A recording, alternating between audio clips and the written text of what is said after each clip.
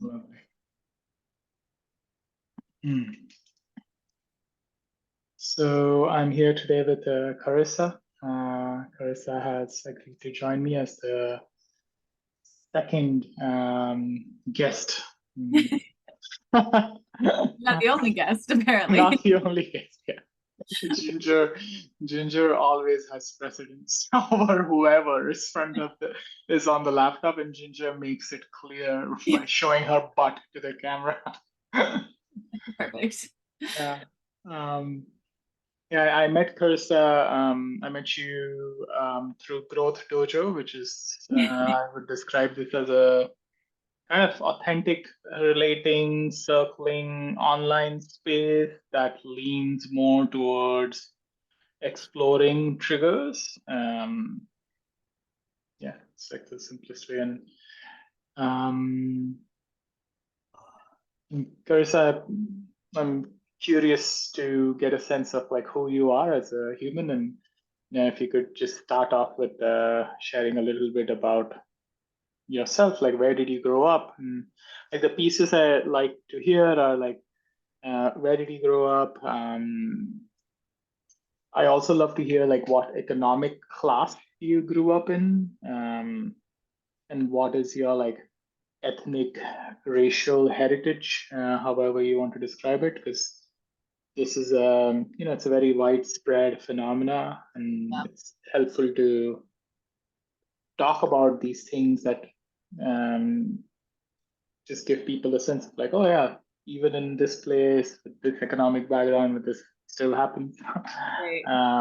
So yeah, and just to kind of make things fun a bit, like I'm curious to hear some fun childhood memories that you have, and I don't know, your favorite cartoon or your favorite TV series growing up, or favorite sport or game that you play, like anything, any like fond, fun childhood memory that you have.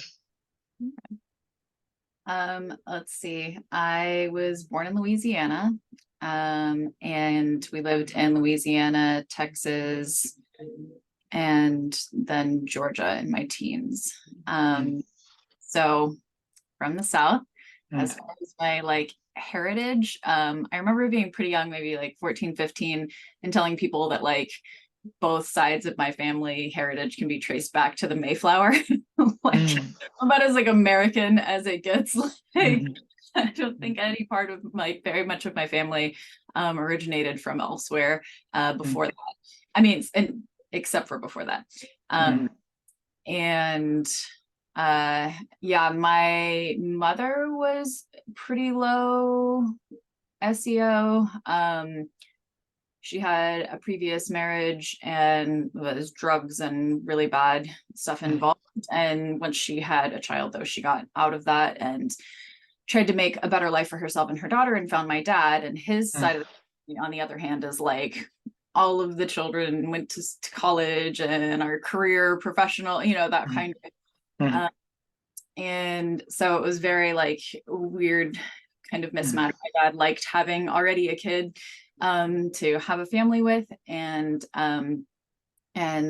my mom had a hard time kind of understanding why he wanted her over all the other women he was dating. But and it took a while for his family to accept her. It wasn't until she mm, started having their children, grandchildren, that she was really accepted. So I kind of have like both sides, but mm, my dad bringing up, so my dad was doing master's degree and all of that, and my mom was raising us at home. He worked for oil companies. He did HR, so moved mm, around for about 2.5 years.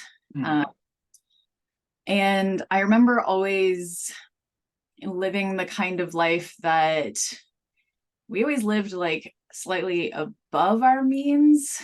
mm, So while our peers were like getting everything that they wanted, my parents were fighting over like, we need new shoes and, supplies for school, but my dad wants to buy like a new big screen TV and we can't afford, mm, so we lived in really nice houses, really nice neighborhoods and stuff. Um, this is, I guess, in my teens. But it all was like a facade, we never were as well off as we seemed. mm, My family, however, was like not really involved in what happened to me, and also not where. Mm. So it creates an interesting situation for me dealing with trauma and sharing in the collective, you know, because most stories I find are a little bit more of it's kind of like my mom's side of the family where all of this stuff was rampantly happening, just kind of like Mm. into the nice, perfect life Mm. that, you know, my father's side of the family, you know, had created. Mm. And it just bled into there enough to like be contagious and infect me and have me out in Mm. the world, seeking more trauma. Mm. Mm. But Mm. I still would go home to a messy family, but you know, always having food on the table and always, Mm. you know, parents who cared and were doing the best that they could. Mm. And you know, whatever we really needed, we had. Um, so although horrible things happened when I was not at home, I Mm. ended up back at home where things were almost uncomfortably not problematic. Mm. Mm. Mm. Mm. uh, Mm. yeah, I was obsessed with the Care Bears. So I had Care Bears on the wall and on my sheets and all of that. Mm. Um, and I had a lot of anxiety and didn't want to sleep alone. And my mom would, you know, run me through meditations of like the Care Bears protecting me from whatever my imagination could brew up. Mm. Um, and yeah, I was obsessed with the movie Aladdin. I had it memorized completely. Uh, Um, mm. yeah, it really, in a lot of ways, feels like a pretty like typical childhood. Mm. Mm. Mm.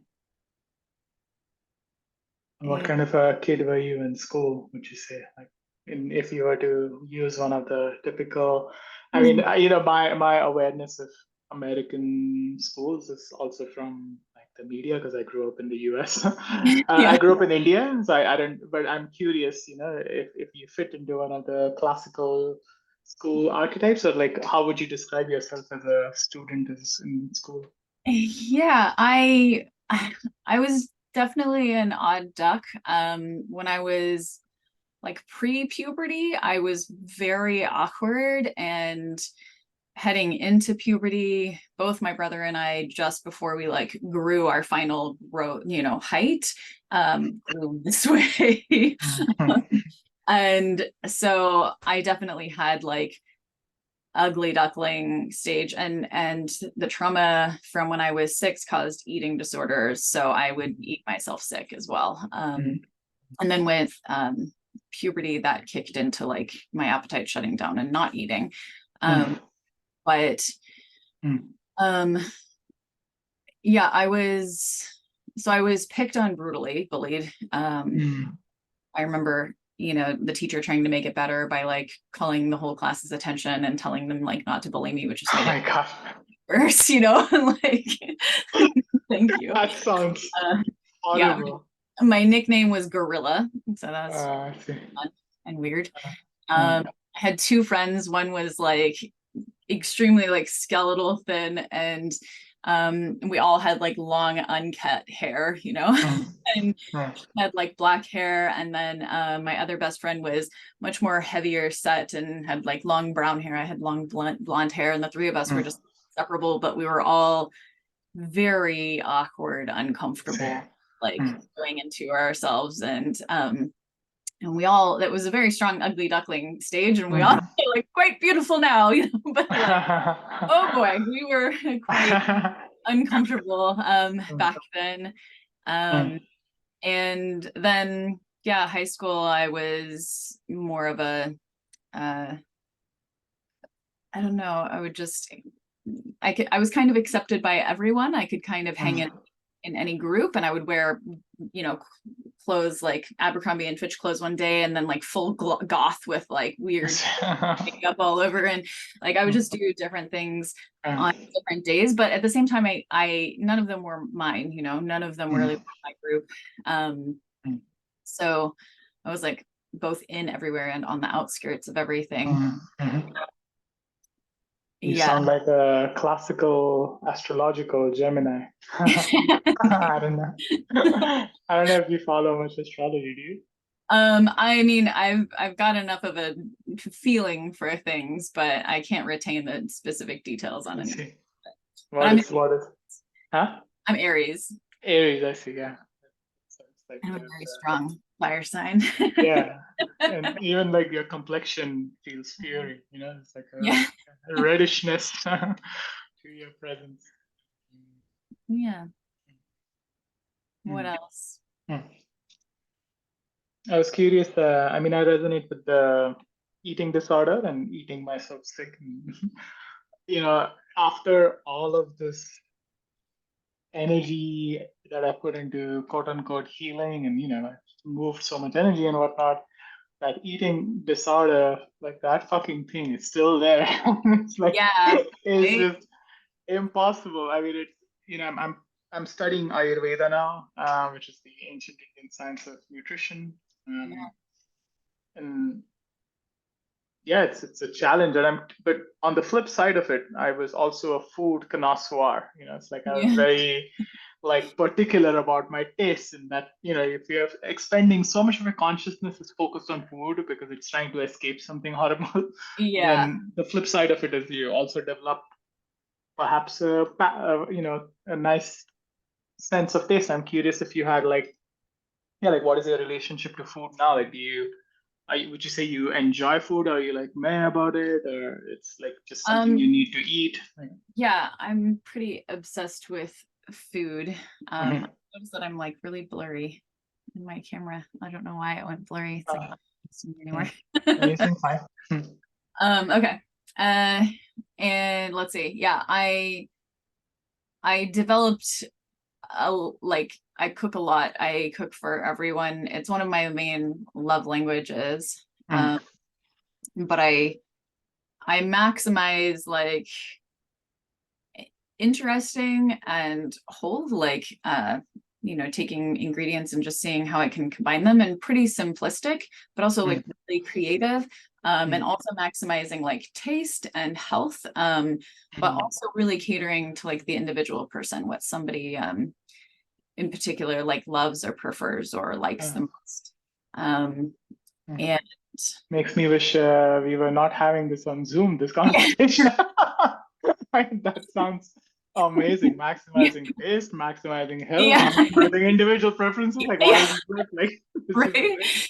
that's what my brain does, and I love doing it. Like my brain is just this master computer organizing all of these things and creating systems and all of that. So yeah, with food, I really enjoy doing that, cooking for someone and really maximizing all of those things. Mhm. I have a whole document of recipes that I keep finding on TikTok and stuff. Mhm. They're like really crazy things that you never thought to like make this that way, or you Mhm. know, like potatoes into like little scallops, like looking like little scallops, and like Ah, it's ah. really interesting. Is there like an artistic aspect to how you present food too that Yeah, you feel? there has to be, yeah, maximizing like color, it has to be like a whole Yeah. rainbow. I'm not Ah. okay with like a bland plate. One thing that I remember is when my family all gets together, they tend to eat pretty unhealthy. Mhm. And I remember one meal they were all really looking forward to. They had honey baked ham and Mhm. boxed scalloped potatoes, the cheesy flat potatoes in a box. Mhm. And I think there was one other thing. I can't remember what it was. But I at the time was eating very healthy and like vegan. Mhm. So I was eating the same meals all the time. So I would like heat up these lentils from Trader Joe's and then put them on a giant bowl of greens, just mix Mhm. them down. And then like I don't know, at this time I was doing egg, but at one point I was doing fried egg and just like some soy sauce on top. And then I would chop up like a bunch of colorful vegetables and just put those on top. And I loved like eating the raw vegetables. Mhm. And I would eat that meal like every day, twice a day. Mhm. And so everybody was so excited about their like scalloped potatoes and their honey baked ham. And so they all made their plates and were walking around with these like, yellow and pink. Oh, and like bread rolls, little white. And I walked through there with my overflowing, like all of these vegetables and all this salad peeking through, and I had avocado and all this, and every single person was so excited for their meal, that, you know, their favorite foods, and they were all like, is there more of that?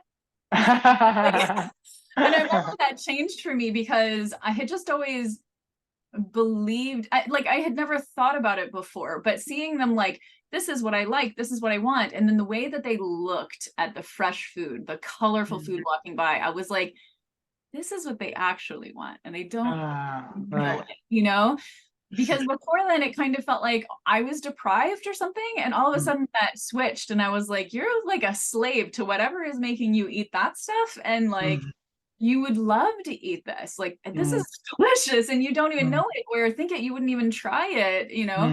If I offered you a bowl of like lentils and vegetables, you'd be like, you know, I'm some ham, but you see it and it's all colorful and beautiful, and I like something in my brain.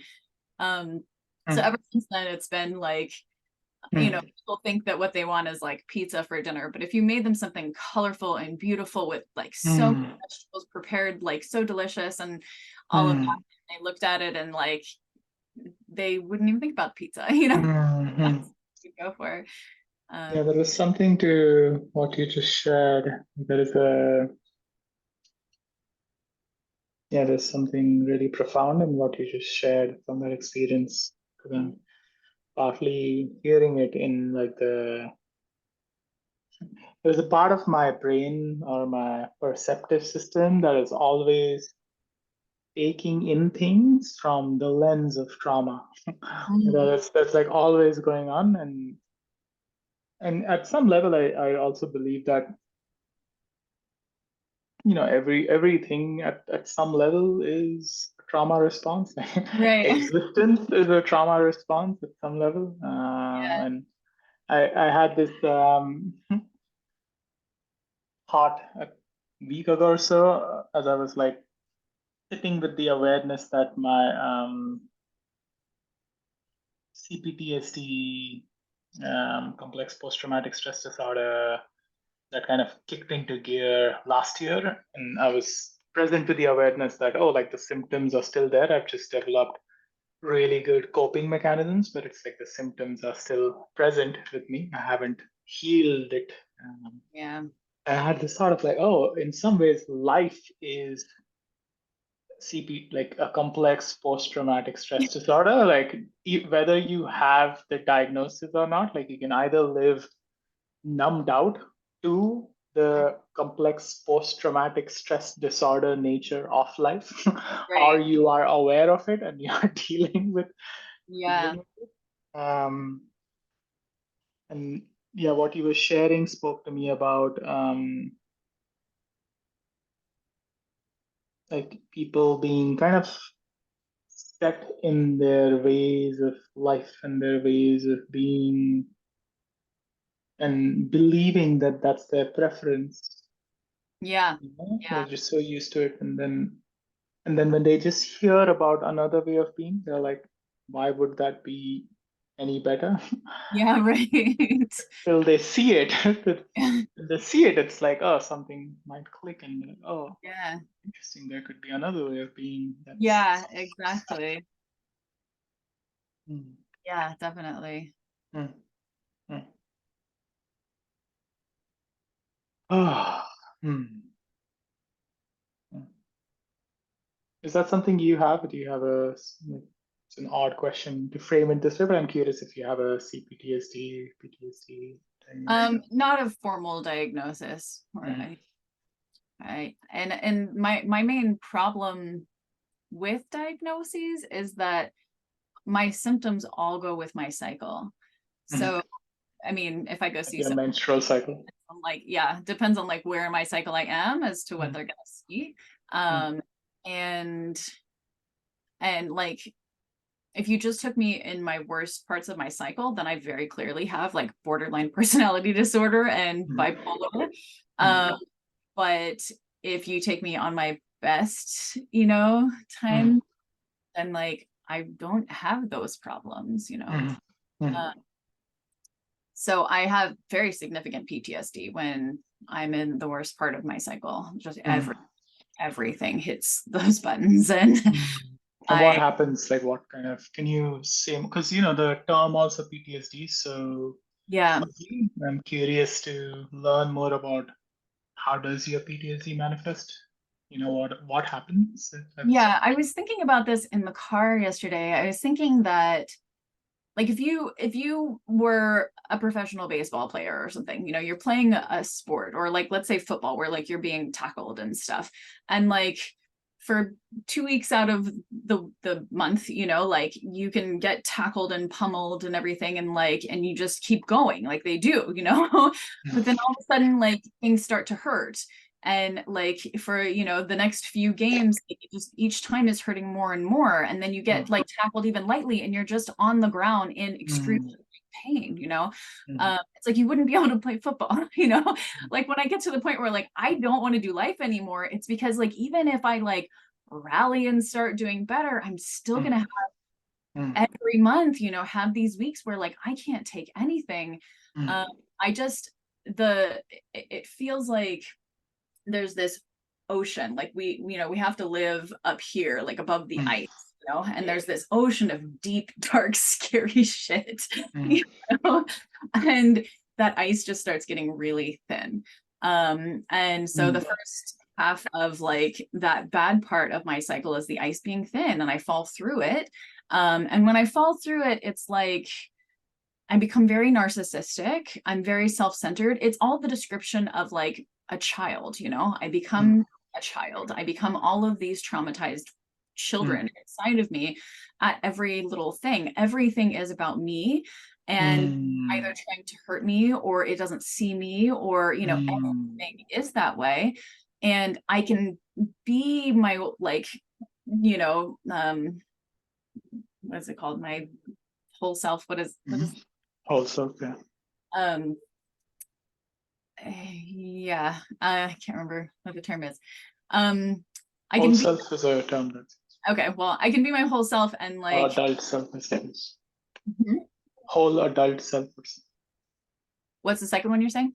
Whole adult self. Oh, adult. Okay.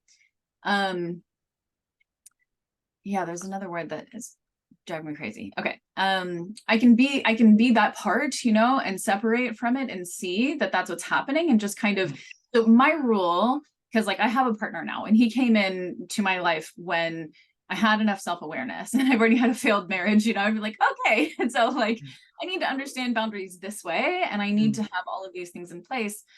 But one of the main things has been, I will get triggered and I will turn into a child. And that is not your responsibility. Like, that is not on you. You don't have to do anything. You can, if you see me really having a hard time, if I am lashing out at you, like you can be like, okay, she's super triggered. The things she's saying aren't making any sense, or completely distorted, or, you can identify that and you can just help me, in whatever way would help. You can be like, I'm going to go for a few minutes and take a break, and you can have a break, or you can just wrap me up and you can hold me and help contain me and tell me it's going to be okay until it like gets out of my nervous system. You can make me something nice. You can take my child for a walk. There's all these things that you can do. Again, not your responsibility. You don't have to do any of that. I can do it for myself, but I cannot do it when you're still near me and you're still triggering me. So the choices are either you decide you want to step into the parent role and help me, or you go far away so that I can be the parent for myself and I can calm myself down. And I might not be able to have you come back in closer proximity until my hormones shift again and I'm more robust. But it's not your responsibility to do it. But if you're not going to do it, which is okay, but you do have to get away from me, because like that child in me needed my parents to see me and understand and tell me what was going on and hold me and help me. And you're now the parent that doesn't see me and doesn't help me. And that's very triggering for me. So you need to be away so that I'm just alone and I can understand that and I can be the adult for myself. So, yeah, it can be everything is triggering, and then this not was triggering. And I imagine this was your first date conversation. Yeah, right. After the initial niceties, you're like, let me give you a brief overview of how this is going to go. Yeah, exactly. Yeah. How long have you been with this partner? We met about a year and a half ago. Okay. Cool. Yeah, and we got married about exactly 1 year after meeting in person for the first time. Oh, wow, that's impressive. Yeah, we've been married for a few months. It wasn't necessarily intentional that way. It wasn't like we were like, we want to get married, but it was that if he wanted to stay in the country and I wanted to stay in the country, we had to like go ahead and decide we want to do those things now. And, you know, it's not that we wouldn't want to do those things. It's just like kind of quick, but it was either like live outside of the country together, which I didn't want to do anymore. So it was time to just settle in here and do all that. So it's been a lot of cart before horse for sure. But definitely. Huh? I always forget what that idiom means. What does it mean? Oh yeah. Well, if you've got a horse and carriage, right? The horse has to be in front of the carriage, like pulling the carriage, right? But if you put the cart in front of the horse, then like it can't pull the cart. Oh, I see. You know what? You know what I used to think, like, because I told you a part of my consciousness is filtering what I'm hearing through trauma, and another huge part of my consciousness is always thinking about food, like all the fucking time, just like thinking about what I want to eat and how, if I'm feeling like just so much energy on food. So when I heard that phrase or idiom, cart before the horse, I thought it's like you put a cart of hay before the horse, and I'm like, that's nice. No, why is that? Why is that? The horse gets to take a break, eat some hay. Like, is that what does that really mean? I get it. Cool. Things in a dysfunctional order. Like that's not. You can't do anything with that. You mentioned you dropped this at some point about like, what is the point of living or something, and I'm curious if you have had, what your relationship with the suicidal ideation, Yeah, suicidal attempts, like is that definitely. a part of I haven't ever really attempted. For me, it's more like I have that deep understanding, you know, that like death is like going to sleep and not waking up. Like I have that feeling of like death being a relief. Not everybody feels that way, but it is like a deep knowing feeling for me. You know, it's not like I don't have a question about what happens in the afterlife and all that stuff. Like it doesn't really feel like my business. And there's no amount of like stressing over it that's gonna help or change anything. So for me, like I do get to the point where I don't really want to do this anymore. Like I don't and I think I never really got to a point where I wanted to do anything about that. No, thank you. I'm on the phone. No, go out. Go out. But I had like at the end of my last marriage, I was getting triggered so violently, and it was quite abusive in both directions. Emotional, not well. Anyway, it was I got to the point where I was having suicidal ideation, and it wasn't a desire to, it was just my brain just randomly, I'd be doing stuff and then I'd be like, I wonder what it would feel like to like lay in a bathtub that was just like turning red. You know, and I'd be like, why are we wondering that? Where did that you know? I was like, no. So I started to like try to get some kind of help, you know, and this is when all the trauma was like emerging, and again, going to that relationship definitely was there to like bring that out. So I had that, but ever since having a child, it's just a non-starter. Like he didn't ask to come into the world. I'm sure as hell not going to leave him here alone, you know, like take his mother away from him, you know, like those things are just beyond absurd. Like I would never do that. So I do get to a point where I don't want to keep doing this, you know, like I don't want to be alive. I don't want to keep slamming my head against a wall, you know, I don't want to keep hurting people that I care about by lashing out at them and like, you know, all the things that happen. So I do get to that point with like when my cycle gets the worst. But it's not something that I'm ever like gonna take action on or anything. It just gets to the point where my brain just wants to like scream for a very long time. Yeah, we're down to the last minute before it cuts off, I think. Yeah. I noticed you were noticing. Yeah. Yeah, I was wondering if you were. I was like, okay, yeah, I'm not yeah, sure. I'm noticing. Yeah, it's a good practice to have something suddenly stop and then just Yeah. be with just be with that. Yeah. That you Yeah. don't know when it's gonna stop. It might just stop anytime, and Might be great. Then that's like a a 10 good minute part of break. letting go. Yeah. Yeah, it really is. It really feels like a practice of trusting and letting go, and trusting you're gonna be fine, trusting I'm gonna be fine. Yeah, And, definitely. I'm cool with that. I just was caretaking the podcast. right.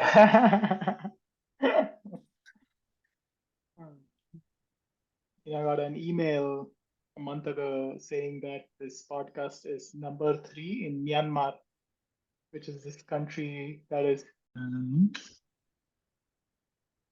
Oh, just to share a little bit of context for the sake of the podcast. I don't have a Zoom professional plan, so the calls that I set up for these podcasts automatically end at the 40-minute mark, and that's why there was an abrupt end to the last section. And I like to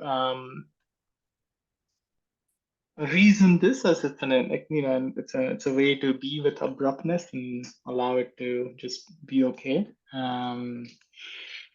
Yeah, allow things to not be so perfect, but also I know I could just pay the $10 per month and get so professional done. Um, well, we get to the juicy parts now, which is kind of an odd way of like talking about trauma, but I feel comfortable, having shared like the growth dojo kind of space with you and knowing. I Right. remember there was this one time, I think you specifically came to the dojo and asked people to Roast me. really roast you and like Yeah. trigger you sexually. Like that's what you came in with, and Well, I'm so tired of it always being this like really heavy, horrible thing. Like I like mm, thing with humor and stuff. And so I was like, just like do what you can, like make any jokes or whatever, do all the stuff that's inappropriate that nobody else is willing to do. Uh, yeah. it was really good. Yeah. What was the most triggering thing from that experience, like that someone said or did? So I don't think any of it was really triggering at all.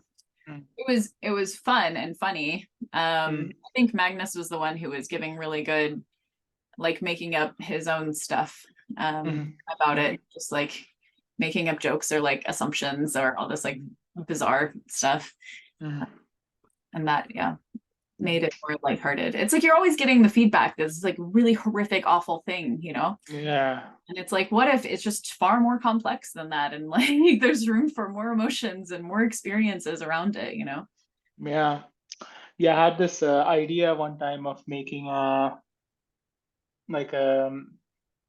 prompt card game, like trauma themed icebreakers for your Christmas party or something, and like Nice. have like yeah, and I've also generally been like sitting with this like what does it take to acknowledge that yes, in those events that happened, you were a victim of abuse, and yet how can you hold that as okay in the past, in Mm. that exchange I was a victim and today I'm no longer a victim, and nor am I trying to like hold on like, and I can still consciously choose to quote unquote play the victim card when I want to feel pity, like when I want to receive Right. someone else's pity for me, and sometimes it feels good but sometimes it doesn't. There's other ways Right. of talking about it. So so my preferred way is like, oh, let's get into the juicy stuff now Yeah. for today. We're all Um, here for. yeah, so I know that we spoke briefly before this. Sorry, something is ringing.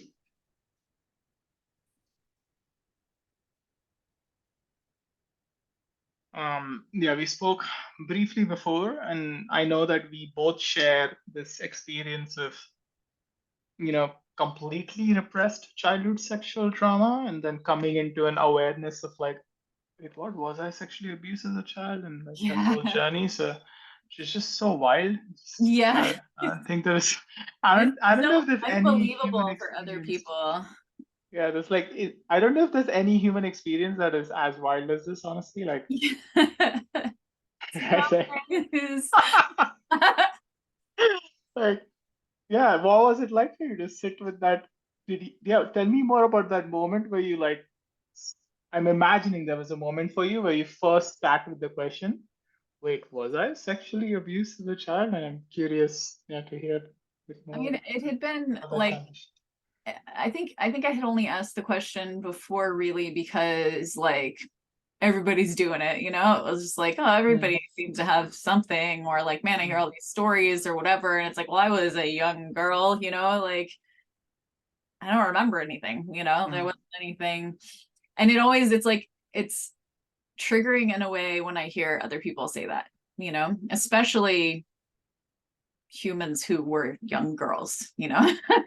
it used to be triggering for you when No, you would, it's still it is triggering for me. when Not other people not say in it. a not I mean to like I use the word triggering kind of Hmm. lightly sometimes. Hmm. Just mean like Hmm. it changes my nervous system state, you know. Like I can be having a conversation with someone and then they say a thing or something happens and like it Mm, activates something, you know. mm, And it doesn't mean like I turn into a different person mm, or bombs explode. It just means that like so if I'm having a conversation with someone and something comes up and like, you know, it's usually a feminine presenting person, you know, but they're mm, like, yeah, I never had anything like that happen when I was young, you know. And I just that to me is like like okay, I like it's not that I don't believe that you're telling your truth.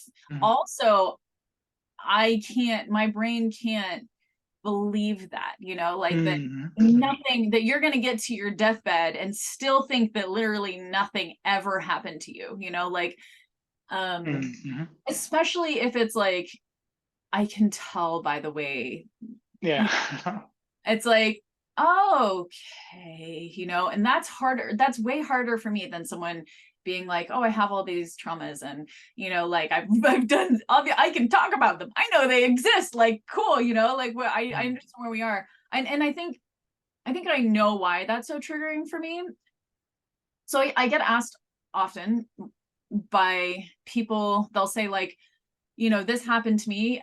How do I live in this world and how do I protect my children? Right. Like mm, that's a terrifying feeling and thought for parents, right?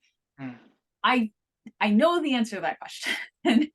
Because the thing that creates this when you have a parent who cares for a child and yet it still happens, it's one thing. There's one thing that like you can look at, you can look for, you can try to do something about, and that's cognitive dissonance.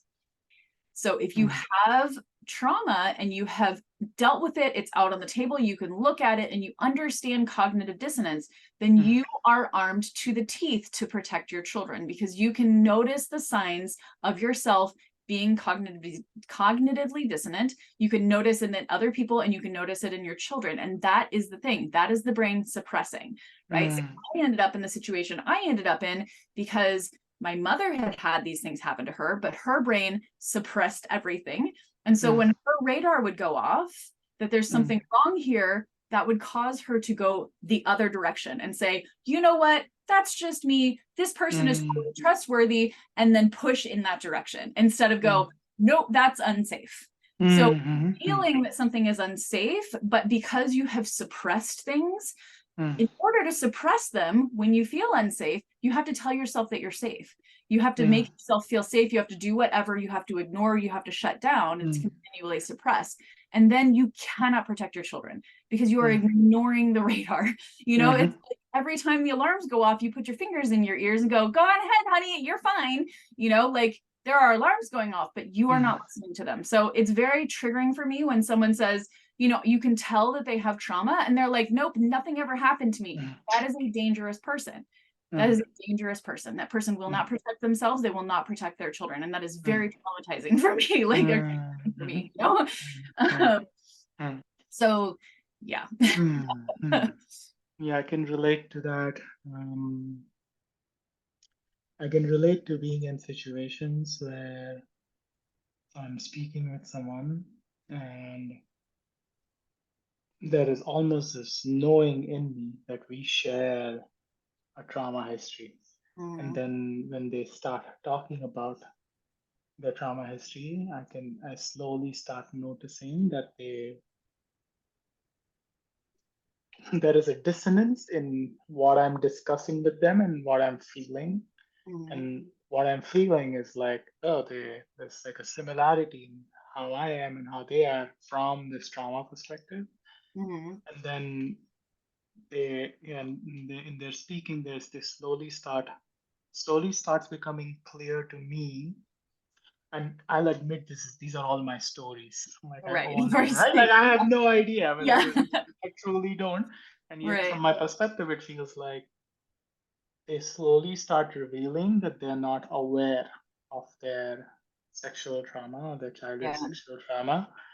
And it's like little things, and it can start feeling extremely like alarming in my body where and something like this happened recently actually, where I was meeting this person for a date, and and I was just like absolutely certain, just energetically, like, oh, fellow tribe member, like, don't even have to talk about it. It's like, great, like it because it feels great in some ways, like, oh, there's Yeah. someone else who has shared Yeah. my life experience.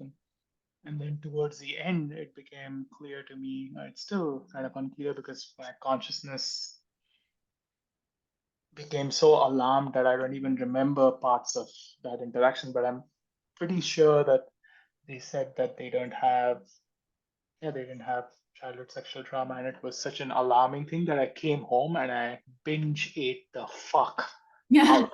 I was just like, I don't know what's going on. Like, it was literally like a Yeah. To me, I learned about myself that I was made of all of these disconnected parts, and I was like people pleasing and kind and all of these things, but under the surface there were these parts that would get triggered and come out and destroy or attack or shut down or sabotage and do all of this stuff, and it was very incoherent and incohesive. And as I did all of this trauma work, I became aware of all of these parts and I began to integrate all of these parts.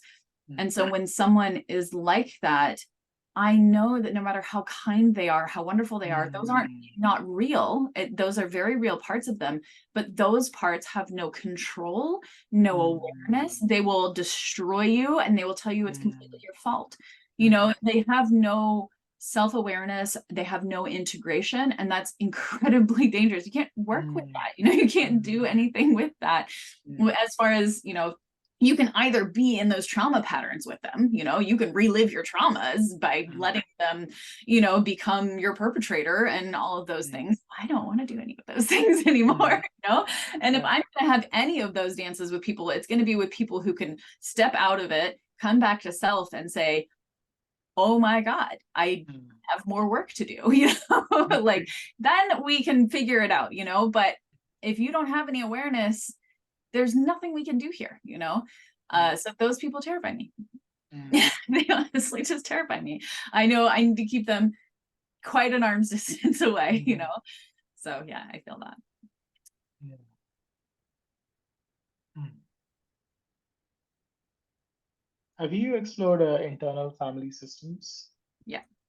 Okay, because you were sharing about the kind parts and Mm-hmm. the Yeah, absolutely. destroyer parts. It's like Right. I was hearing partly like in times you feel connected to the wounds, which are innocent and kind, and that's where in my experience, the kindness and the innocence is in the wounds, and then the complement to that is the protector, which is super harsh, and when the protector is alive, it really clouds a person's perception, and Yeah. they see everything as something to be protected from. Doesn't matter what extent the thing is that is happening in the environment. Like everything is like, oh, this need to be Yeah. protected from. Um, That can be like the part that like lashes and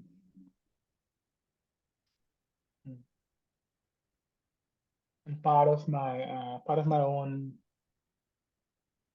like, I resonate with the fear that you described of being with such people when I sense that something is off.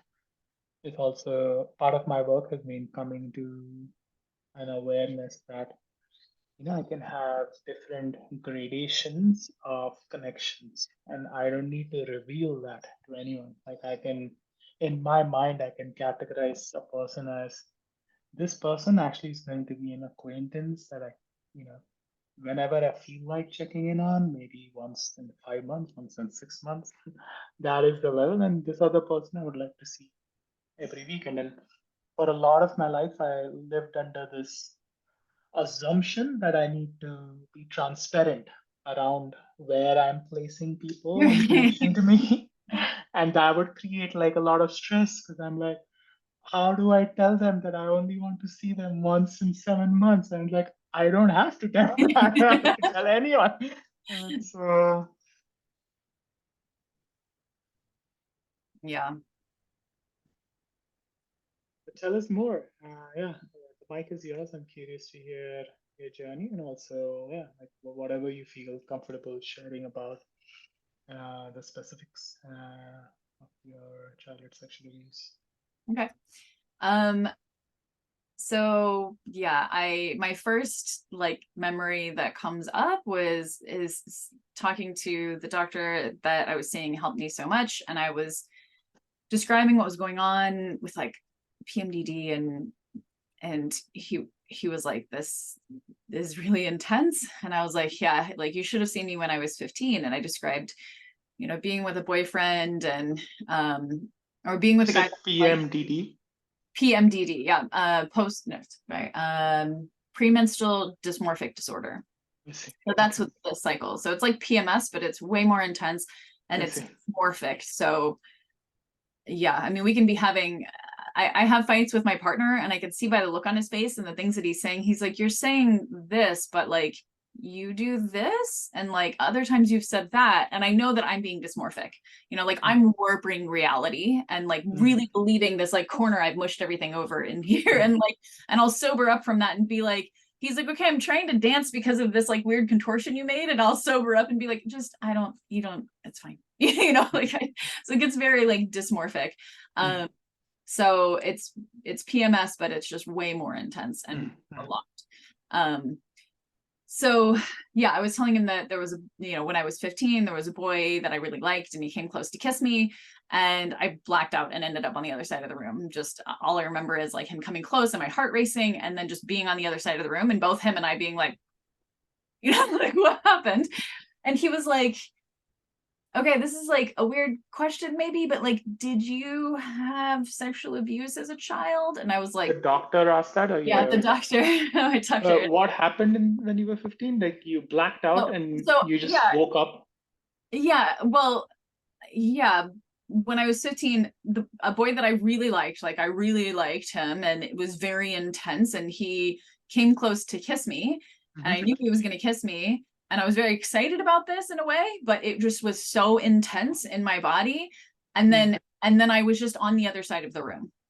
And Like I you was don't remember how you ended up on the other side? like, right. And I think it was just like a few seconds, because I kind of remember seeing him standing where I had been standing, and he was just looking at me like, what is happening? And I was just like, Oh, what so is you like happening? ran Like, away or how did something? I end up over here? You were about to kiss me, like what is Uh, happening? So yeah, the doctor asked me, he was like, did you have sexual trauma? And I was like, I mean, I've wondered that sometimes, but no. And he was like, okay, because that sounds like PTSD. And I was like, that does sound like PTSD, like it's kind of undeniably sounds like PTSD. And I thought about a lot of things around puberty and, boys coming closer. I had one boyfriend, anytime we all went out to the lake together. I was very into this guy, and I wanted him to be hanging out with me and the girls. And he would come over, but we were at a lake and he had his shirt off, and I would just rip him a new one. Like I was just super mean to him, and he would be like, what the heck? And so he and his guy friends went off, and then I would be like, why isn't he hanging out with us? You know, like come back. And then he'd come back, and I would just like flip that switch again, and I'd be like, Dua, and just like until he left again. And like I couldn't figure out what was happening, you know. But he was triggering me by being topless. Like my nervous system couldn't handle it, and I would flip into this protector that would push him away. And my girlfriends were confused. He was confused. His friends were confused. I was confused. Like nobody knew what was happening. So I started to really wonder, you know. I did psychedelics. I tried to investigate. I tried to go hunting for like what happened to me. You know, I had like interviewed my. How old were you when this doctor mentioned this thing to you? It was probably 26 to 28, somewhere in there. I see. And prior to that point, you had not had the. I had just wondered, and yeah, there's no memory. So the answer was obviously no. I was one of those people that would be like, I had a great childhood, you know. I don't remember anything of it really, but nothing happens, you know.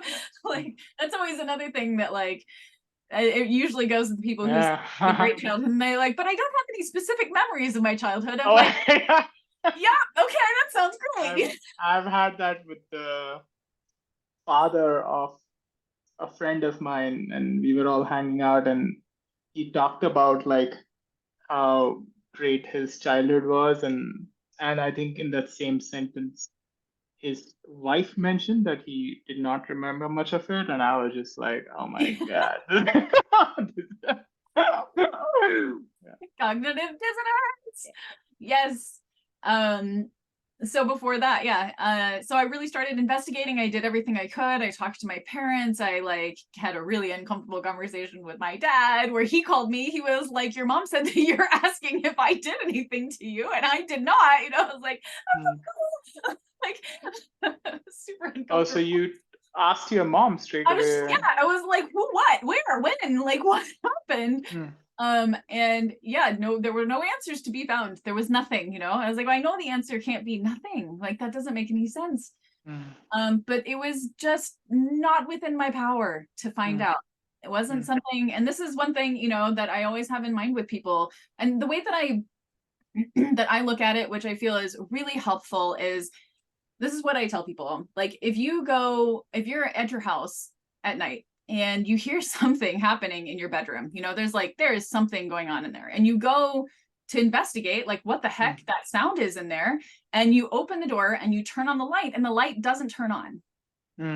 Like, are you going to go in there and investigate when there are no lights? No, you're not. You're not going to go investigate when there are no lights. There is something moving around in there. You can hear it. Like, could be a raccoon. It could be a bear. You know, something is happening, and you're not going to go in there until you have light. And that is how I see, you know, all of this stuff. Your brain will not reveal to you what happened until there is enough light and support in your world and in your life to actually handle it. That is what it is there for. It says, do not go into a dark room when very scary things are actually in there. It won't let you go. Beautiful metaphor, like that example that you gave. I imagine it must have been very destabilizing though. Like, how was it to live with this sense that it's likely I was sexually abused, but not have clarity? Like, can you share more how it was? I don't remember much, just the kind of the things that I described. Like I did some, you know, psychedelic trip, you know, asking myself in the depths of dying, you know, like what does it tell me? I want to know. I can handle it, you know. I dealt with the mother wound, and you know, as that came up, I was like, my mom, you know, like that's not a correct answer. Like that doesn't make any sense. And then I got into all of the mother wound and like realizing that she did the best she could, and she didn't have better tools because her mother didn't have the tools, and her mother didn't have the tools because like there's no fault here, you know, and none of us are bad, you know. We're all just, anyway, I like that came out of that, but not sexual abuse. And so the first thing that actually did come up and my brain opened something, I was riding in the car with my mom, and her brother had passed away, and it was his birthday. And so she had posted on Facebook a memory of him and saying, happy birthday, and then he'll always be remembered, whatever. And so she was telling me because she got a very angry message from his stepdaughter saying that she was just completely triggered and outraged. She was like, how dare you, how dare you put his face on my timeline, bring him back into my life. He sexually abused us. It was really bad. And as my mom was telling me this, and it was just like a story with a surprise, ending, I felt this whole full body reaction. And it started with a warmth and awareness between my legs that was like, what is this? And then it just kind of turned into a whole full body, like I breathed out and didn't breathe in. I felt like I was being suffocated. My whole body started shaking. I started sobbing. And I just bodily relived this trauma of him coming into my room when I was 4 and waking me up in the middle of the night. And it was, just molestation. Like I wasn't raped at that time. But I had flashbacks of just dark and like a mustached face, over me. And could feel like, compression around my chest and my throat. And just this feeling of almost consent, because I was obviously being commanded to like not breathe or make sound. And I was like, okay, I'm not going to breathe and make sound again. And I realized that's what I had been doing in trauma states for the rest of my life. When I would get really upset, I would just breathe out and for impossibly long time before breathing in again. And I could be really upset, crying in my bed alone, and just like over the course of 10 minutes, take like 3 breaths. It felt like, it was like very weird. And that all of a sudden like clicked of like, this is where it comes from, this breathing out and just being like, okay, just let me know when I'm allowed to breathe again. And yeah, so I started to unpack all of that and trace back to my mom, like Can the we time. stay with that for a bit, like the piece that you shared? I'm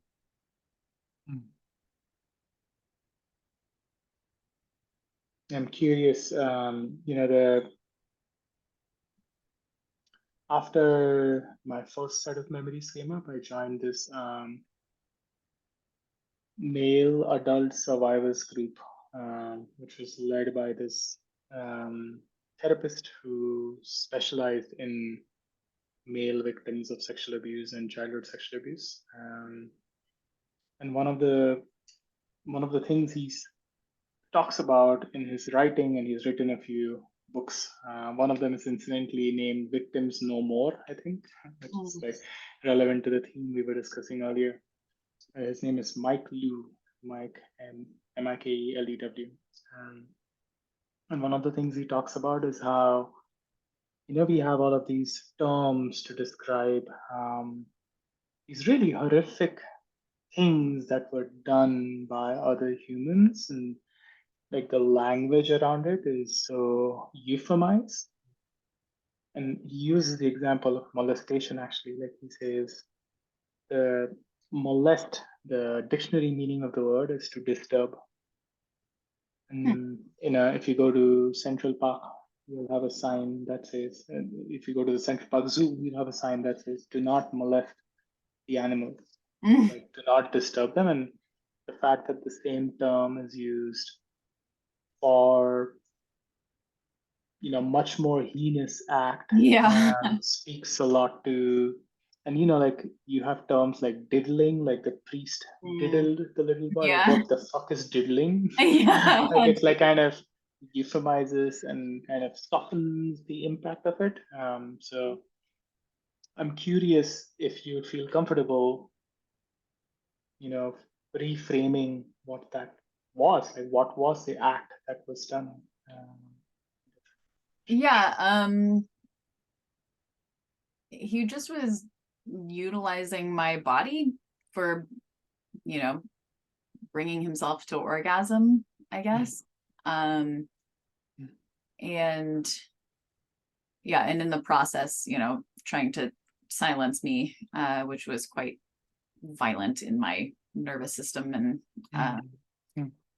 And and then at the same time, and I think this is like, I have a hypothesis that there's a genetic component to whether children are easily activated young, or even like I've seen signs in my son having, like, I have no idea how he could have anything to do, or how anything could have happened to him that would result in these things. But I've seen signs in him that like he kind of comes with a sex drive from the age of 2, you know, like he's like, yeah, he's got his things that he's really into. And he, even at 2, he would like want to be alone with these concepts, you know, and I think that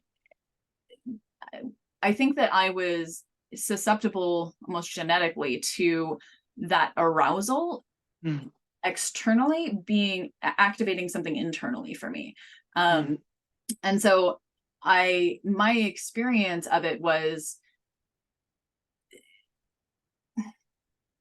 almost like when an adult goes on like a water slide for the first time or something. Like, it's just a very powerful experience that left me going, what was that? And like, how do I seek that out or understand that?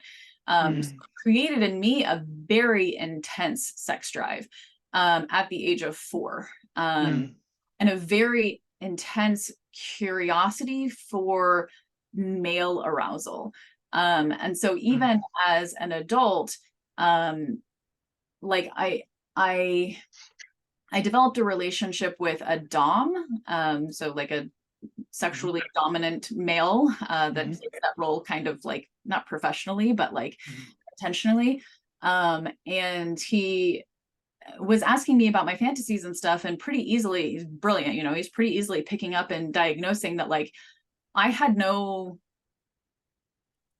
integrated like feminine arousal, like in my own body arousal. All of my How old were you when this specific thing you're describing?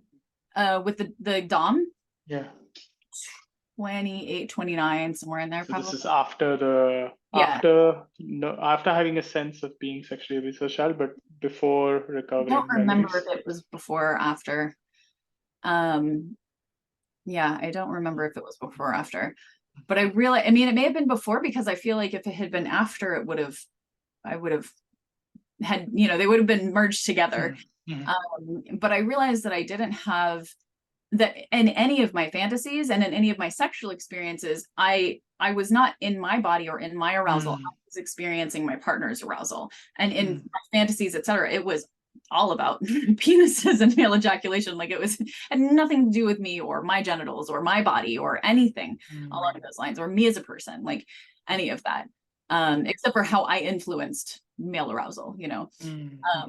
And so that, you know, in working through all this trauma more recently, that's something that I've had to really like pick apart and try to figure out like how to dismantle that and find what would have been there if that hadn't become my entire sexual identity, you know. Yeah. Fascinating. So yeah, that was that experience. It's like, yeah, I'm trying to like try that on in some ways, and like there is definitely like a emphasis I've had on my partner's arousal, but I think what you're describing seems pretty extreme. It seems like that's how I'm hearing it. yeah. I haven't had it, like I've been connected to my own arousal too, through all of that. But it seems like for you, like it was very much like your focus was It was outwards. more like I was embodying their arousal, you know. Interesting, fascinating. Yeah, I read a post on, I don't know if you spend much time on the subreddit, adult survivors. You use Reddit much? A little bit, not much. Yeah. So I spend a lot of time on there, just like reading and also responding to people. And someone there described, it was a woman who described that she can only orgasm when she fantasizes herself to be a man with a penis and is like penetrating a woman. Like Right. that is like she needs that in order to orgasm. And she was, and generally, she was like, does anyone else get that and Yeah. Yeah, essentially, like anytime I actually like would be headed towards orgasm or, you know, reaching orgasm, my brain would have to switch into imagining a man reaching orgasm and having an orgasm. Like otherwise it just didn't like, you know, didn't get there. And yeah, it could be through like rape fantasies, like all sorts of things that also were from trauma.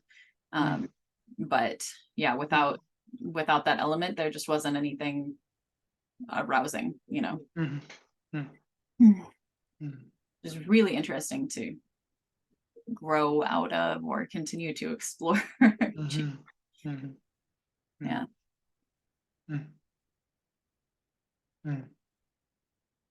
So we are at 29-ish or so, and you have basically, yeah, you have had that experience and you've recovered one memory.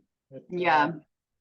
Did your mom, in that moment when your mom shared that, you know, his stepdaughter reached out upset about why did he post this, and knowing that you had asked your mom a few years ago, was I sexually abused? Like, did your mom herself wonder when his stepdaughter reached out, like, oh, maybe my brother also abused my daughter, or that did not?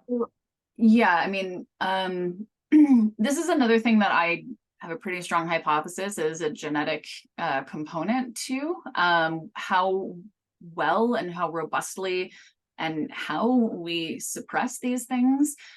Because there are definitely people who like horrible things happen to them and they remember, you know, they don't suppress it. My mom and that whole side of her family, like this stuff perpetually is happening all throughout that whole side of the family. And it's because of the cognitive dissonance. It's because when it happens to you as a child, you suppress it and you put your children in the same situation, you know? So it's happening just constantly. And my mom specifically had a significant amount of sexual abuse, but she suppressed it. And only at times it would kind of like reveal and she would remember and kind of like tell someone or do something about it or seek therapy or whatever. And then it would go back in the box and she would have extreme cognitive dissonance around it. It was very confusing for me growing up because she would be like, I just needed to let you know, like so-and-so did this horrible stuff to me. So be very careful around that person. And then later I would be like, well, because you told me this stuff. And she would be like, I never said that. That person never did that. Like, oh my God, I would never have said that. And I, you know, she'd be like, it's a huge misunderstanding. I must have been, that person did this one thing to me this one time, but like never anything, you know, and I would be like, oh, like I remember. And then she would remember again and she'd be like, oh, I did tell you that one time, but then I just forgot, but now I've remembered again. And then she would forget again, you know, and it was like, okay. And so, but my dad's side of the family seems to definitely be more the opposite side of that spectrum. You know, they remember things that happened to them and they do way better at like not letting things happen to them, you know? And so I think that I have like a blend of that. Like I've got my mom's side where like it's suppressed, but then my dad's side more where like it came out and I can deal with it and it's real and it's open and I can like protect my children and like level up the family, you know? So that's been part of my dharma or curse or whatever is fighting the fight and being like, nope, we don't just not talk about these things. Like this is a thing. We're gonna all talk about it. We're gonna deal with it. And I don't care if you hate me for it. Like that's fine. There are children to protect and you don't matter, like in comparison. You know, what makes you uncomfortable to talk about? Like, absolutely not. Yeah, that's fun. Yeah. And your brother, you said you have a brother, right? What is his what is his sense of his possible childhood sexual abuse, or what is your sense? So yeah, he ended up being corrupted by mine by being involved with some like the worst trauma for me. But he was only 2, and at 2 years I've been making explicit memories. So he doesn't remember it. It got buried deep in his subconscious and then came out as like psychotic breaks and stuff, which was fun and definitely. Let's take a pause here, I think, because I think this is the piece that I want to get into. Because I think what you've shared is only like a layer, like the first Yeah, layer, and there is it. exactly. I am aware of some of your stories, so it's like it gets much darker. And Yeah. I want to hop into that after the break. Okay. Sounds good. Yeah, awesome. I'll see you in 10 minutes. All right. All right. Okay, so we are back for part 3. And just to kind of catch us up, we had stopped with you beginning to share a little bit about how your brother was involved in the next layer of trauma. And, the first layer you unearthed while on a car ride with your mother, and she was talking about her brother passing away, and that brought up a flashback of a memory. I'm curious. Yeah, Mike is yours. I'm curious to hear more of the rest of the story. Yeah, from there, I did a lot of work. I identified a lot of things. I owned PTSD and childhood sexual abuse and all of that, and did a lot of processing. It was a pretty isolated event, and so I was quite surprised and like a bit in denial when more came out. I was like, no, I did this. No, you don't understand. I've healed, like just kidding. As a side note, inside me, whenever I hear people say, "Oh, it was just like one event of childhood sexual abuse," I also go, "Okay, sure." Yeah, exactly. Yeah. Sure. Have fun in that zone. Yeah. So yeah, the marriage that I was in was very much a relationship with my childhood abuser that was still buried. It was reliving a lot of the dynamics that I had completely suppressed, and I still don't remember. And you were in the marriage from age 26, like when you first thought you were sexually abused, and then when you recovered this, throughout this, you were in the marriage. No, so the marriage was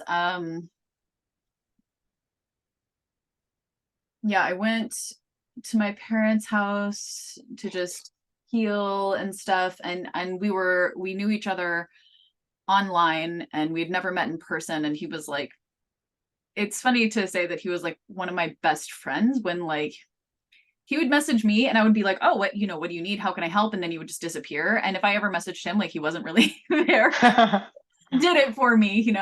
um so yeah, we realized, because I was in California and he was in North Carolina, and then all of a sudden we realized when I was in Georgia that we were in the same virtual location, like we just realized. And so we were like, well, I guess it's time to finally like meet each other and see what happens. So that was, let's see, maybe 2014 or something. How old was I? So I was maybe 30. Yeah. I see. So The marriage was after you'd already had a sense that you were yeah, sexually so abused and had a memory. I figured out sexual abuse stuff, and I like dealt with it. I healed. It was all so and then I got into this relationship, like that relationship, around 30, and then 32, somewhere in there. And then I mean, and that just was bad. It was constantly triggering my deeper trauma, my PMDD, like all of this stuff, PTSD. It was all pretty wild. And he definitely had his own stuff that was well suppressed and not something that he could really even like own. But a lot of the abuse that came on his end was like frustration and exasperation and exhaustion and all of that from dealing with my ups and downs and all over the place. But that being said, it got very bad. And And yeah, I mean, before I got pregnant, I was telling my parents that was when the suicidal ideation stuff was happening. And I was like, this is really, really, really bad. And the only thing that can make it any better is to get him far away from me. And so he was at his parents in North Carolina and I was at my parents in Georgia. And then we got together and got pregnant. And so during the pregnancy, early on, I was had, unplanned it was pregnancy. it was unplanned in that like we weren't like we're ready, we should get pregnant, you know. But it was like we knew what was happening. It was like we were allowing, and it was like the first cycle I got pregnant and immediately miscarried around my period. If I hadn't been tracking so close, I wouldn't have known that I just would have had like a really weird brutal period. And then immediately the next cycle I got pregnant with my son. So yeah, a few weeks, maybe a couple months or something into the pregnancy, was when my second trauma emerged, and it was a very weird situation. So let's see, I felt very comfortable with my then husband, and I could tell him anything. And you know, having, you know, I was a child, I had had some child abuse, and some sexual abuse. I had like fantasies that I never would have told anyone, and I could tell him, you know, it was like rape fantasies, all this stuff. This is the same husband that you having a triggered time with, or different? Yeah. So I've had two husbands. This one Okay. that I know, and then that one. That's okay. Yeah. So he was. So I knew that I could tell him stuff, and I mean, he, you know, he helped me in a lot of ways in that, like, I could have deep dark secrets and actually reveal them to someone. It was totally, you know, good, you know. And so I had an experience where I was masturbating and I noticed that I was like, oh shit, like if he asked me what I thought about, like I don't want to tell him, and so I can't think about this thing. And I was like, I've had that thought before, I can tell him. And then I was like, nope. I was like, why can't I tell him, you know? And This I was was like, an internal dialogue going on inside you. and so I was like, why, like, what is it about this that I wouldn't be able to tell him? And I was like, it's really like weird. It's like involving children. Like it's really, and I was like, okay, but like when it's like there's a Rolodex in my mind. And it's not like I have like a full grasp of it, but at different times, different kind of like storylines or arcs will play out. And other times different arcs will play out. But they all have like origins, you know? So there was like a news report of a woman who was raped in the stairwell at the subway, you know, like at the like the train subway, the sandwich subway. And that became a thing in my mind, you know, and it was the thing that would pop up, and it would be that male rape energy, you know, that would be there in my mind during arousal. And so everything, there's like scenes from the Clockwork Orange, and there were things that they all have origins, you know. And I was like, it's really weird because this one fantasy like doesn't have an origin. There's like no origin to it. Like, where did it come from? It didn't come from a movie, or, you know. And then I was like, and also it's very particular, you know. Like with the other ones, I can be like, oh, what if instead of here it's there, or what if, you know, it's a dynamic that I'm playing with that I know where the dynamic came from. And I'm like, but I've had my mind kind of get creative with this whole scenario, and like, and it doesn't work, and I have to start it over again, and it has to follow this particular trajectory. And I was like, that also is weird, you know? And I was like, huh. And I was like, well, like, where could it have come from? And like, you know, it's about this little girl and this little boy. And I was like, In this fantasy, you were seeing a little girl and a little boy? yeah, Can you share more? like watching a movie, you know? I see. So I was like, who, like, I mean, could I have like witnessed or experienced, like, it's not a movie I saw, or, you know, whatever. And I was like, and so my mind kind of tried on, like, could it be me and like a little boy, you know? And I was like at the end of this fantasy, the little girl gets raped, like pretty brutally. And she's like, you know, like there's no way She's that what? tiny, she's little, like 6. And I was like, there's no way that that could have been me, because you can't have a 6-year-old sized body and like have that happen to you and not have some sort of repercussions, you know. Not something that just like you ate a sandwich, you know, like that's damaging. And so I was like, you know, that couldn't have been me, because there would be evidence, you know, in my life. And I was like, yeah, that would be really intense, you know, like that would be a big change for something not to have happened. And I was like, there's like nothing in my life, like there's never been a time in my life where like something really that bad, you know, happened. And I was like, well, there was like one time that we moved and Carissa didn't handle the move well. And I just like, my personality changed and I like started overeating and I was no longer the good girl that, you know, I always was before, all of this problems, but it You was just remember that anomaly from your childhood yourself, or through conversation with your mom? no, just this is all happening in my head. I'm laying there in bed in the middle of the night and thinking this through. Yeah. And so I was like, that was this time that we moved, you know, and it's always been the story. We moved. I left my friends behind, you know, like I didn't handle the move well. That's always been the story. It has a story. And I was like, and besides, like, who would this man be? You know, who would any of this be? And then it just like a floating weird message, you know, through my mind was like Megan's dad. And I was like, I had a friend named Megan at some point in my youth, you know, and I'm sure she had a dad, you know, but like, I don't have any recollection of her dad or her mom or her, you know, like any of these things. I have like tiny bits of memories, but like really nothing that evidence had a dad, you know.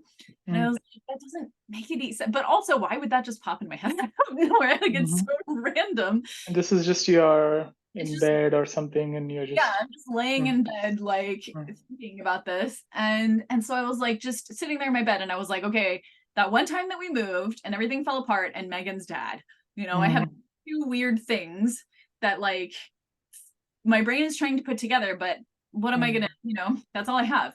And so I was like, maybe I can ask my mom. And at this point, like my heart is kind of racing, like I'm pretty uncomfortable, and like it's like 1 a.m. and I'm like, should I wake her up? You know, like she's just upstairs. And so I was like, I think I may have been pretty heavily pregnant because I remember being pretty pregnant. But I was like, you know, kind of creeped upstairs, and you have one kid, right? I have one child. Okay. And so I was like, I went and looked, and I could see through the glass, like the mountain porch, you know, and I could see this iPad screen, and I was like, she's awake. I went in there, and I'm like, Mom, you know, like, big dad. I was like, weird question. Like, you know that time that we moved and I like didn't handle the move well? And she's like, yeah. And I was like, you remember my friend Megan? She's like, yeah. And I was like, are the two like linked in any way, or like how timeline wise, like were they like kind of near each other, or and she was like, yeah, when we moved away from your friend Megan. And she was like, and actually your dad and I needed to go house hunting in a different state, and Megan's mom volunteered to watch you and your brother, so so you stayed there for like a week while we went house hunting. And I was like, I mean, just like I've got like goosebumps now, just like cold through my whole body. And I was like, that's not what I was expecting, you know. Like I really genuinely was expecting her to be like, oh, you had a friend at one point and you moved at this other, you know, like completely unrelated. But no, it was like, it's like you just dropped something and hit a bullseye, you know, like that was not what, you know, like that doesn't make any sense. So yeah, from there it started to like unpack that like this memory that I had belonged to me. I was the little girl in this memory, in this fantasy, you know, this movie that would play in my head. And it would play when I was aroused, you know. And other than that, I never ever thought about it. Ever, you know. Like, again? And other than that, I never ever thought about it, you know. I see. And were there like different scenes in how it played out? And I'm also imagining, if you saw the girl, were you being the perpetrator in how the fantasy played out in your head? Like, were you? Yeah, I mean, I wouldn't necessarily say I was being the perpetrator, but the arousing part was his arousal. I see. Interesting. You were identified with his arousal in some ways. Right. That was what I was drawing forth in my arousal. Uh-huh. Hmm. Uh, Hmm. yeah. So the story there, to unpack that. Um, so yeah, I had at 4 been activated, and I got in trouble for playing naked games with my friends. There were all these things that we would do. We could get alone, and it was a drive for me. It was something that I woke other children up, like to get them involved in it. It's just how I wanted to play. It's how, what my body was just like this energy that was just trying to come out of me very often, and often very aggressive, feeling. I remember like mashing my Barbies together and stuff, like it's just very aggressive. And so we went, let's see. So when I met Megan, and she's obviously like a product of abuse because this is her father. There was Is she aware of, is she aware of this herself or no? who Megan. at the age of 6. Like, I'm wondering, since you have accessed this memory for yourself, if you have connected with Megan and whether No. she's aware. So all I have as far as identifying is like her name and her brother's name, first names. I don't remember last names or names or anything. And yeah, so this was a house that was, this is what they were doing, and so when I met her, she and I had a very core, like you said, like someone who gets me, we had like a core identity. This is the thing that like no one else is doing that we're doing. And I had like, it's weird because I've never been able to have sexual energy towards another female, but I remember having a sexual relationship with her. We were best friends. We would also like scissor to orgasm and stuff, like, like it's very weird to me that I'm like, where'd that go? But yeah, so she and I had, a sexual relationship. And then, and I have very tiny, like glimpse flashes of like, this is all stuff that came out after all that stuff started unpacking. But I have, like child pornography. I remember being on a bed in a dark basement with like a light and, an old camcorder on a tripod and like a man's leg and ammo and camo pants. And sitting next to a little boy who did not know what we were doing and did not know what he was getting into. And I was the experienced one, and I was going to have to like enroll him in farming. And that was a suppressed memory that really tainted a significant relationship for me. There was a friend that I was very attracted to him and very excited about getting into, like, we had just started dating and all of that. But when it finally came to like that awesome moment where we were going to kiss for the first time, he was very nervous. And that triggered in me without having any idea, right? Like I excited, like he's going to kiss me soon, and we were sitting together on this big beanbag. And the feeling that I felt sitting next to him with his nervous system like that, it completely shut me down, because it that place of like, I am corrupting this person and I am like this bad thing that's like making this horrible thing happen. Like a horrible thing is going to happen no matter what. And the only way to protect us is to like do this thing to this person, whether it's or not. And I just had that little boy energy from him, and it just completely shut that down. Stop. And we were best friends, did all these adventures for 2 years until he finally just couldn't fucking take it anymore, because he liked me and he was attracted to me and I liked him, and yet nothing could ever happen. And it wasn't until, years later when all this stuff unpacked that I was, oh, oh my God. So yeah, that was a big deal. So yeah, And so with the this in this basement, this person was shooting child pornography that was starring you and this little boy. Is right. that's what was going on? I don't know who the little boy was, and I don't need to know. Mm. Um, I guess. But Mm. so I loved going over there. I wanted to be part of it. And I figured out, and these are like layers, like it's been mind blowing to me how many layers there have been to reveal over time, where it was like, Mm. oh, this story. And then like later be like, oh, actually, maybe this tweak on this story. And I'd be like, why Mm. would we tweak it that way? And it's like, because you Mm. want to see this before, but this is actually what's happening, you know? Mm. So where was I?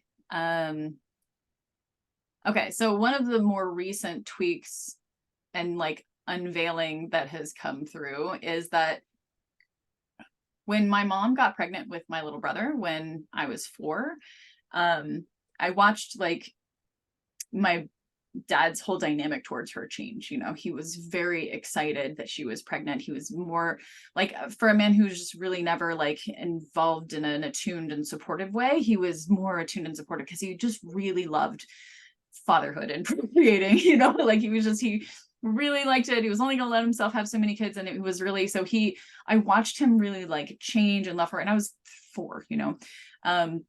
But it felt like a love that I wanted, you know. I wanted him or someone, like I wanted to be loved like that. And and then I also watched my brother be born, and my mom got to be the mom, you know. I wanted to be the mom. And then my dad finally got his boy that he was so excited about, and then he loved my mom even more. And obviously I could never live up to being a boy, so then I was also missing out on love. And there was just this like very deep feeling in me that I wanted to get pregnant and have a baby and be loved the way that the person who impregnated me loved me. And so I had a very high drive for that. So that was around like that experience was around the same time that I was awakened, you know. So when I met Megan's dad and got into this whole thing with him, and like I developed a sexual relationship with him, like it wasn't something that he was like doing to me. It was a very strong drive in me because I wanted him to impregnate me. I wanted to be pregnant and be loved and be cherished and supported and cared for, and you know, and then I wanted to be the mom, you know, and I wanted, like, those things were like this core ache in me that I desperately wanted. And so I was addicted to that, you know, like I wanted to be at their house all the time. I wanted his attention. I wanted him to be interested in me. I wanted all. And so my mom definitely felt like something was very wrong with this family. Definitely, like this was not healthy or safe. There were like the Megan's little brother had like major behavioral problems, and my mom was like, something is very off here. And she would ask me, and I would, like, it was the only real cardinal sin in our house was to lie, especially to mom. That would shatter her heart. And like, you know, it was the worst betrayal. And the only thing that I have any memory of ever lying to her about was this. And I would boldface lie to her. You know, she'd be like, it doesn't seem safe. And I'd be like, nope, it is the safest, you know, like, absolutely. What are your fears? Let me calm them, you know? And obviously exactly what she was afraid of was exactly like worse than she could have possibly, you know, let herself imagine. And so it was very driven me to be there and to have this relationship with him and all of these things. And the worst part of that child pornography moment and all of that was that leg behind the camcorder, because I loved him and I wanted him to love me, and he wanted me to do this with a little boy and not with him. And it shattered my heart. Like, it was that moment that I realized that, like, he doesn't love me, you know, like something is happening here and it is not love. And like, you know, I was like 6 and I was like, yeah, you know, that try to get me to do this, you know. Just be with that for a minute. Say something poignant. It's like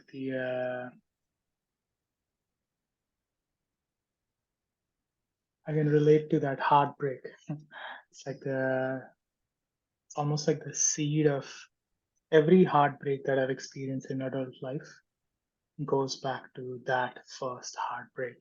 And it's like, so, and I don't know what that moment for me is. Like, I'm not sure exactly, but I know for a fact that I was at some level in love with my grandfather. And I suspect it might have been when his friend, who's also related to my family, he's my uncle's father-in-law. And my grandfather's son is married to this friend's daughter. Mm. I think it might have been the moment where his friend raped me that it was that, like, oh, this isn't a special thing between me and my grandfather, like special loving thing. It's like, Yeah. what is this even? Like, Right. What am I doing here? It's like waking up and taking a fantasy fairy tale and just flipping it on its head, and it's a nightmare, and it's mm, very intense. mm, mm, Yeah. mm, mm, mm. So yeah, there The was the go ahead. the thread that I want to explore a bit before we close for today is I want to get a sense of if you've uncovered many layers from having uncovered none, like you started there, and I'm curious if you have noticed any patterns or themes as to like what makes it possible to successfully recover a repressed memory. Like, what are the ingredients of being successful at recovering a repressed memory? Because there's many people who struggle with recovering any. Like, you yourself have struggled for a long time, and yeah, I'm curious if you have noticed any procedure almost, or like what is the key ingredient in your sense? Um, so like we, already discussed, I don't know that it's really possible unless you have enough light, like you've done enough healing in general, you're enough self-aware that your brain kind of deems it possible to like allow you. Um, and then beyond that, I would say using your mind, your subconscious to interface. So like if you are really into tarot, and somebody is like, oh, you really believe in that stuff? And it's like, I believe in it the way that I believe in my dreams. And it's not that there's a right answer or there's a wrong answer or it means something, anything more than my interpretation of it and how that feels in my body and what it does for me. And if it doesn't do anything for me, there's no use to it. Mm-hmm. If you have a dream and you have no feelings about it or no reason to recall it or talk about it or whatever, but when you have a dream that you are like, man, that felt really significant, and you think about things, it doesn't matter whether it was real or true or it matters. It's about interfacing. So when Megan's dad went through my head, it's about just kind of staying open and being like, who knows, that's okay.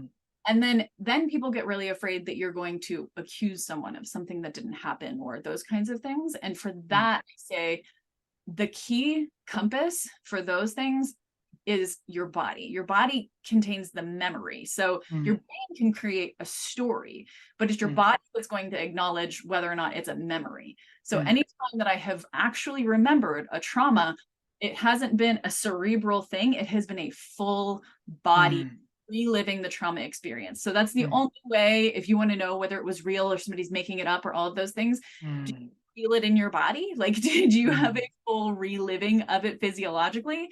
Because that makes it real, you can't come up with a thing and be like, oh, maybe my dad did this thing. And like, oh man, I bet he did. That would really make sense. Okay, he did that thing.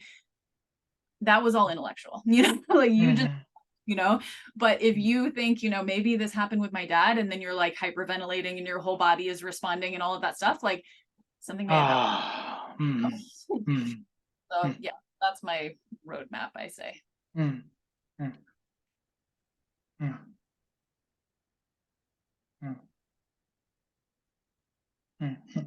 I get the sense there is a lot more tangents and threads to explore, and at the same time, it feels good to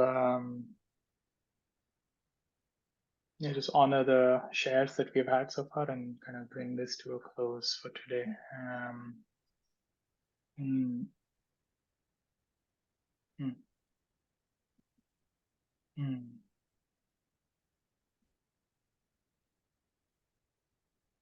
Yeah, it's quite a story, quite a journey I've had, clearly. To go from my childhood was absolutely perfect to come to this point, and Yeah. um, I resonate with that. I resonate with that sense of my childhood was absolutely great. So, yeah, awesome. My childhood, great. It's perfect. Um, mm, mm, mm, mm, mm, mm. Have you been able to, suppose, have you had an opportunity or to confront any of the perpetrators? I suppose not. I'm curious. No, one was already dead, and the other one, who knows? Yeah. Yeah, yeah, that's it's been an ongoing question for me. Like, I have one who's alive and I know where he lives, and um, yeah, there's that urge for someone else to be like, yes, this happened. This is true. It's difficult Yeah, to live with that sometimes. that's terrifying. Mm, mm, mm. Okay, well, yeah, thank you so much for hopping on this, and yeah, I really enjoyed exploring your story with you and getting to know you more, and also um, mixing it up with the humor. You know, Yeah. it's like it's boring to take it seriously after a certain point. It's like it's nice. Heavy enough without having to be serious about it. Yeah, it's like nice to mix it up a bit. Um, mm, mm, Awesome. Well, mm, thank you. mm, mm. Okay, Carissa. I wish you the best.